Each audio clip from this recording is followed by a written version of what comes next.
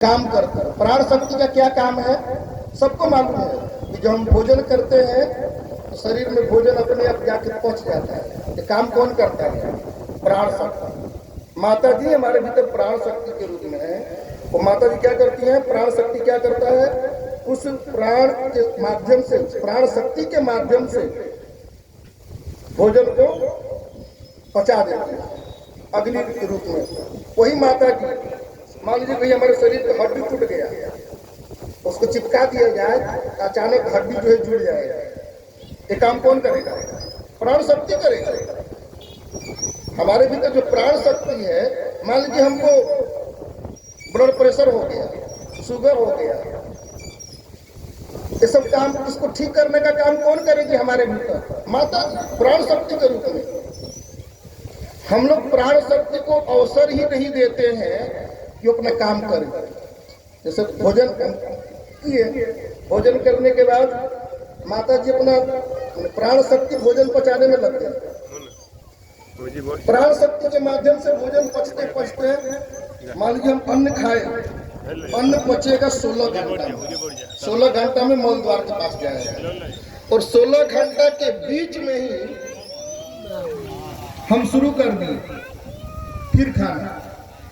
अभी 16 घंटा हुआ नहीं, चावल दाल सब्जी भुजिया पापड़ सलाद सब खा लिए, अभी 16 घंटा पूरा नहीं हुआ है।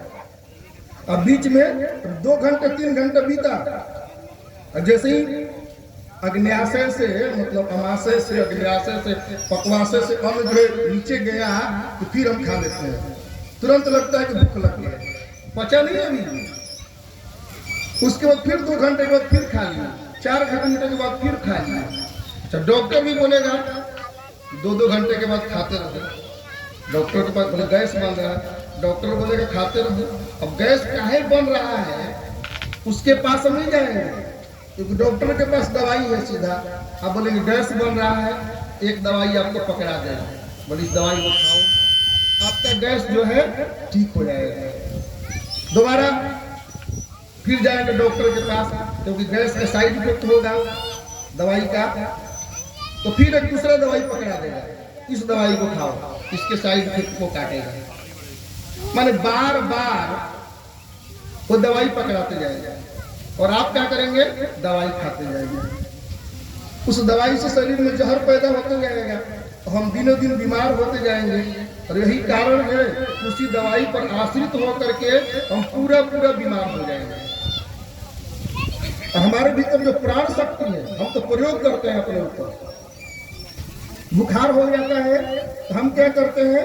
उपवास कर लेंगे, नींबू पानी पी के फास्टिंग मार लीजिए। 1 दिन 2 दिन 3 दिन 4 दिन जाते जाते आपका बुखार जो है ठीक हो जाएगा। भर तक तो 2 दिन में ठीक हो जाएगा। और बुखार ठीक होने के बाद आप महसूस करेंगे एक नया फुर्ती, एक नया आनंद, एक नया सुख लगेगा। कितना शरीर में बल बढ़ गया। जब बुखार ठीक होगा ना तो आपको लगेगा कि शरीर में कितना ताकत आ गया। लेकिन हम लोग उस ताकत को आने नहीं देते हैं। बुखार आएगा तो दवाई खा लेंगे, और जिसके बाद बुखार ठीक होगा तो मालूम क्या होगा? लगेगा कितना सुस्ती हो गया, कितना कमजोरी हो गया। जब दवाई खा के हम बुखार ठीक करते हैं तो उसका परिणाम ये होता है सुस्त हो जाता है शरीर, बिल्कुल बीमार जैसा। मैंने 15-20 दिन बुखार ठीक हुआ जिस दवाई की वजह से, उस दवाई को 15-20 दिन झेलते रहेंगे। मुंह का स्वाद खराब, शरीर का रंग खराब, मतलब सब कुछ बिगड़ जाता है उस दवाई की वजह से। लेकिन हम काहे दवाई खाते हैं? इसीलिए कि उपवास न करना पड़े। हम सोचते हैं कि एक दिन बुखार आ गया और भोजन नहीं करेंगे तो कमजोर हो जाएंगे, दिमाग में बैठा हुआ है। इसीलिए भले टैबलेट खा लीजिए लेकिन भोजन जरूर करिए, टैबलेट खा के करिए। दिमाग में बैठा हुआ है कमजोर हो जाएंगे, मर जाएंगे। अरे मरना तो है ये सबको। माता जी इतनी दयालु है, हमारे भीतर प्राण शक्ति के रूप में जो रहती है, वो इतनी दयालु है कि हमें मरने नहीं देंगे। उनको तो चाहती है कि मेरा बेटा जो है 100 बरस तक आंखों से, कानों से, शरीर से मजबूत रहे, स्वस्थ रहे। लेकिन हम लोग उनको कार्य ही नहीं करने दे रहे हैं। तो हम लोग क्या है? मूढ़ हैं। हम लोगों के लिए गीता में कहा गया है कि मूढ़ है। मूढ़ मतलब कि हम लोग जिस डाल पर बैठे हैं उसी डाल को काट रहे हैं। नहीं दिया, मूढ़ उसी को कहा जाता है। और हम लोग खुश हो रहे हैं, सफलता मिल रही है। मतलब जिस डाल पर बैठ के हम काटेंगे और डाल कट रहा है, आधा कट गया तो खुश हो रहे हैं ना, अब आधे ना काटना है। उसी डाल पर बैठे हैं और काट रहे हैं, लेकिन कितना हम खुश हो रहे हैं, कब सफलता मिल रही है। अब पूरा डाल कटेगा तो क्या होगा, अपना हाथ पैर टूटेगा, हम ही ना गिरेंगे। उस डाल पर बैठ के हम काट रहे हैं तो हम ही गिरेंगे, अपना ही हाथ पैर टूटेगा। यही हो रहा है संसार में। और फिर हम बीमार होते हैं, फिर हम जाते हैं किसी बाबा जी के पास, किसी ओझा के पास, किसी सोखा के पास, झेलते हैं कष्ट। वो तो अपने कारण से हम बीमार हुए हैं, लेकिन मन में संतुष्टि के लिए किसी भूत झाड़ने वाले के पास जाएंगे तो कोई उपचार बता देगा, ठीक हो जाएगा। इसीलिए पूरा का पूरा मिला जुला करके माता जी के हम सब पूजा में एकत्रित हुए हैं। ऐसे अपने भीतर जो हीलिंग पावर है, इस हीलिंग पावर को हम बचावें। पूरा का पूरा भोजन पचाने में ही खर्च मत कर दें। पूरा का पूरा भोजन पचाने में खर्च हो जा रहा है हीलिंग पावर, प्राण शक्ति पूरा भोजन पचाने में जीवन भर खर्च हो जा रहा है। उपचार कर ही नहीं पा रहा है, वो रोग ठीक ही नहीं कर पा रहा है, कैसे नहीं करेगा। वो तो भोजन पचाने में सब बीत गया। उस शक्ति ने उसको स्थापित किया है रोग ठीक करने के लिए, हम उसको खर्च कर दे रहे हैं भोजन पकाने में दिन भर। कोई तो जीभ के स्वाद में खाता है, और कोई दिमाग में बैठा हुआ है कि हम तगड़े रहेंगे, मोटे रहेंगे, इसके लिए खाता है। एक और रसगुल्ला दो, एक और रसगुल्ला दो, एक और दो, खाते गए। कहते ना कि एक जोगीपुर में एक लखौर था, वो इतना पूरा दही चूड़ा खाया, दही चूड़ा खा के रसगुल्ला खाया, सब खा के और पड़ गया, मूर्छित सा होने लगा। वो क्या के डॉक्टरी में ले गए और डॉक्टर भी टैबलेट निकाल के देने लगा। और टैबलेट निकाल के देने लगा तो उसके अंदर जगह कहाँ था टैबलेट खाने के लिए। तो बोला कि टैबलेट खाने का जगह होता तो एक और रसगुल्ला खाते, तो जगह नहीं था, मर गया, खा के मर गया। तो हम लोग इतना खाते जा रहे हैं, मरेंगे।